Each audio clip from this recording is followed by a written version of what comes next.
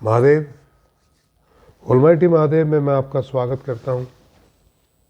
ये वीडियो जब आपके पास पहुँचेगा तो मैं अपनी आध्यात्मिक यात्रा पे होऊंगा 1 महीने के लिए नॉर्थ ईस्ट में और बांग्लादेश में। मेरा प्रयास रहेगा कि कामाख्या से, त्रिपुरा सुंदरी से और ढाकेश्वरी से आपके साथ लाइव किया जाए। बाकी हरी इच्छा, माता जी आना चाहेंगी लाइव तो आएंगी। सबसे पहले तो मेरे इस सनातन परिवार के जितने भी सदस्य हैं उनका कोटि कोटि अभिनंदन है, और जिन्होंने सब्सक्राइब नहीं किया है वो प्लीज़ सब्सक्राइब कीजिए, शेयर कीजिए, कमेंट कीजिए और सब लोग मिलकर कंट्रीब्यूट ज़रूर कीजिए। और ये चैनल बहुत पिछड़ गया है, तो मैं 1 महीने के लिए बाहर हूँ। इस महीने में मैं देखना चाहता हूँ कि इसको आप संभालो और कितना अच्छे से संभालते हो। आप मेरे 1 महीने में आने के बाद में बताइएगा। आज बात करते हैं ब्रह्मा विष्णु महेश कितने हैं।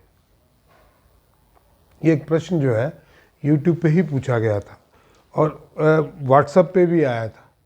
मुझे प्रश्न इंटरेस्टिंग लगा तो मैंने कहा चलो आपसे इस विषय में भी वार्तालाप की जाए, क्योंकि हमारे यहाँ पे बहुत लोगों ने ये भ्रमित किया है कि एक ही ब्रह्मा विष्णु महेश है। ऐसा नहीं है। जो लोग ये कहते हैं वो स्वयं भ्रमित है और आपको भी भ्रमित कर रहे हैं। गीता में इसका उल्लेख मिलता है। अगर आप गीता के जानकार हैं या गीता आपने पढ़ी हो तो गीता में इसका उल्लेख 2-3 जगह मिलता है कि अनेकों ब्रह्मा, अनेकों विष्णु, अनेकों महेश इस धरती पे हुए हैं। शिव एक ही है और ये पूरा ब्रह्मांड मिलके शिव बनता है। महेश 19 रुद्रावतार तो वैसे ही हुए हैं। विष्णु के 10 अवतार तो आप गिनतियां पे गिन लो, और ब्रह्मा भी अनेकों अनेकों हैं, क्योंकि सृष्टि का, इस धरती का कई बार विनाश हुआ है। और जब जब ये धरती को पुनर्स्थापित किया गया तो एक ब्रह्मा ने ये कार्य किया है। इसका बेसिक अर्थ समझिए आप, होता क्या है प्रैक्टिकल रूप में। संस्कृत में मंदिर घर को कहते हैं।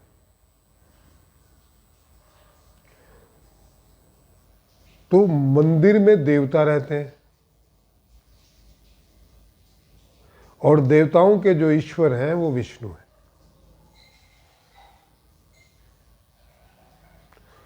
और आपके विष्णु का मतलब जो है पालक, पैदा करने वाला ब्रह्मा, पालने वाला विष्णु और संहार करने वाला महेश। ये 3 श्रेणियां हैं। अब आप देखिए, आपके दादाजी ने आपका कुल अगर आपके दादाजी से आपको याद हो तो वो ब्रह्मा है। अब वो रिटायर हो चुके, तो ब्रह्मा हमेशा सफ़ेद दाढ़ी का दिखेगा आपको, क्योंकि उसने वो परिवार के, उनसे ये परिवार निकला है। हर पीढ़ी में देख लीजिएगा आप। और जो विष्णु होंगे वो जवान दिखाई देंगे आपको, लक्ष्मी जी पैर दबाती हुई दिखाई देगी।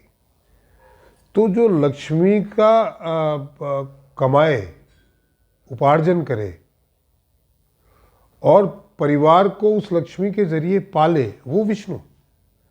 तो आपके पिताजी मान लीजिए जो आज कमाई करके परिवार का लालन पालन कर रहे हैं, वो विष्णु है। और जितने भी ये विष्णु हैं ये सब मिलके एक महादेव का चुनाव करते हैं, क्योंकि घर में रहने वाले बाकी सदस्य देवी और देवता के स्वरूप में जाने जाते हैं।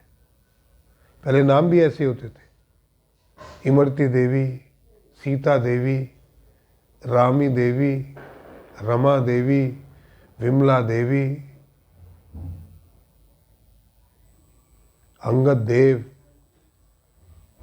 फिर हमने राम लगाने की परंपरा शुरू की राम जी के बाद। पहले देव ही होते थे। और घर जो है उसको मंदिर बोलते थे, संस्कृत में घर को मंदिर बोलते हैं।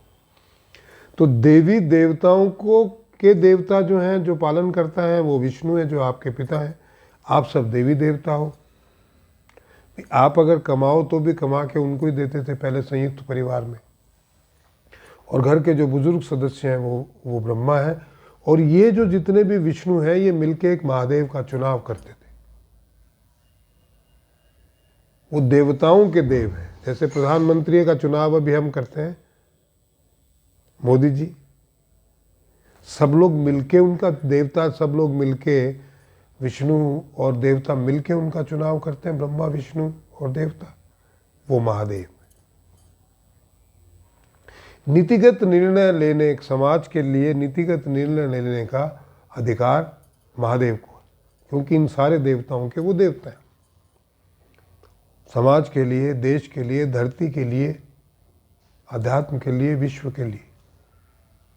और वो हमारा ही देश नहीं, क्योंकि सनातन ही था पूरी दुनिया में, तो जितने भी अलग अलग पृथ्वी के हिस्से थे वहाँ से सबको चुन के एक महादेव को चुना जाता था। और वो उस समय के महादेव होते थे और वो पूरी दुनिया के फैसले करते थे। तो दैत्य हो, जैसे जर्मनी के लोगों को दैत्य कहा जाता था। ऑस्ट्रेलिया से जुड़े हुए लोग जो थे वो राक्षस थे, आंध्रालय कहा जाता था। आंध्रालय राक्षसों की भूमि थी। जावा, सुमात्रा ये द्वीप थे, सुमाली दैत्य था। अमेरिका का जो एरिया है उसे दानव कहा जाता था। जो हमारे भारतवर्ष गोंडवाना के लोग हैं वो नर कहे जाते थे।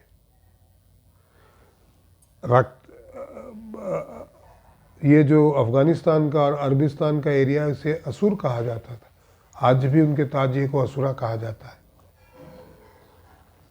और ये सारे मिलके यूनानिमसली पूरे वर्ल्ड का एक लीडर चुनते थे जिसको महादेव कहा जाता था। इसलिए हमारे पुराणों में, ग्रंथों में ये उल्लेख है कि महादेव तो सबके देवता हैं। अच्छा, रशिया का जो एरिया था उनको देव कहा जाता था।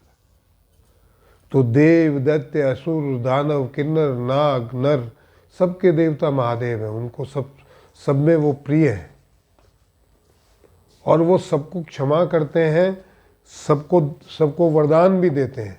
उनको वो अधिकार था, इसको अभय वरदान दे दिया, इस पर कोई आक्रमण नहीं करेगा।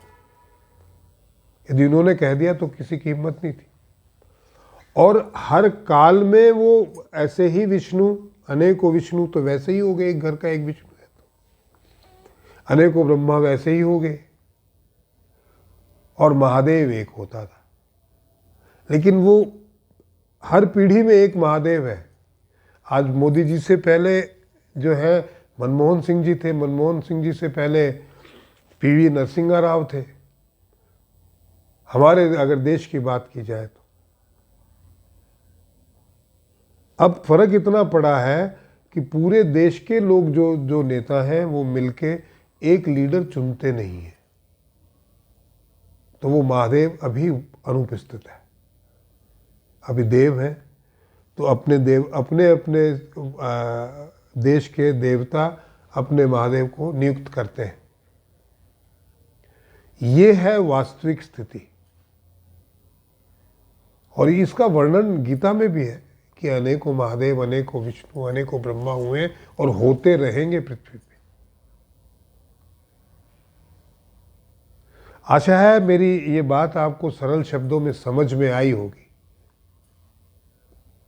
हमारे सनातन का ताना बाना घर से जुड़ा हुआ है, एक एक जीव से जुड़ा हुआ है।